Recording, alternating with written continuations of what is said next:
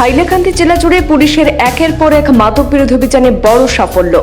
মাত্র 24 ঘন্টার ব্যবধানে প্রায় 5 কোটি টাকার বিপুল পরিমাণ মাদকদ্রব্য বাজেয়াপ্ত করার পর এবার পণ্যবাহী ট্রাক থেকে বিপুল পরিমাণ কফ সিরাপ উদ্ধার করে আলোচনায় আসে হাইলাকান্দি পুলিশ।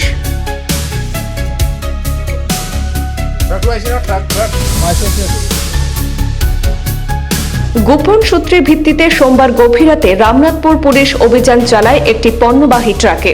AS01LC 1426 নম্বরের ট্রাকে বাহ্যত সাধারণ পণ্যবাহী ট্রাক হলেও পুলিশের সন্দেহের জালে ধরা পড়ে সেই যানবাহনটি। তল্লাশি শুরু হতেই বেরিয়ে আসে চাঞ্চল্যকর তথ্য। বিভিন্ন বৈধ পণ্যের আড়ালে অত্যন্ত কৌশলে লুকিয়ে রাখা হয়েছিল বিপুল পরিমাণ নেশাজাত কফ সিরাপ। একে একে গুণে দেখা যায় মোট 3500 বোতল কফ সিরাপ উদ্ধার হয়েছে ওই ট্রাক থেকে। পুলিশ সূত্রে জানা গেছে, বাজেয়াপ্ত হওয়া এই নেশাজাত সামগ্রীর আনুমানিক বাজার মূল্য প্রায় 10 লক্ষাধিক হবে।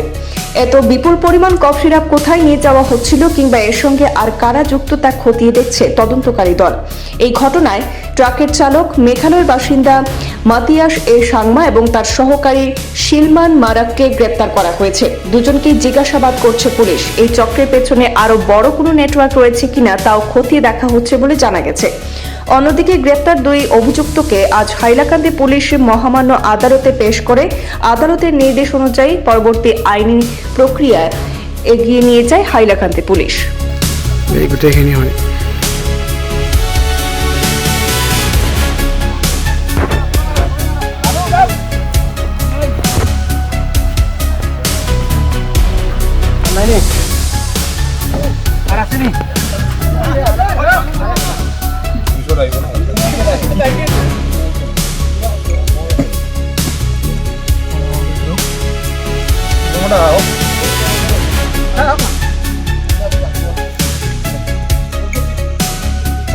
ট্রাক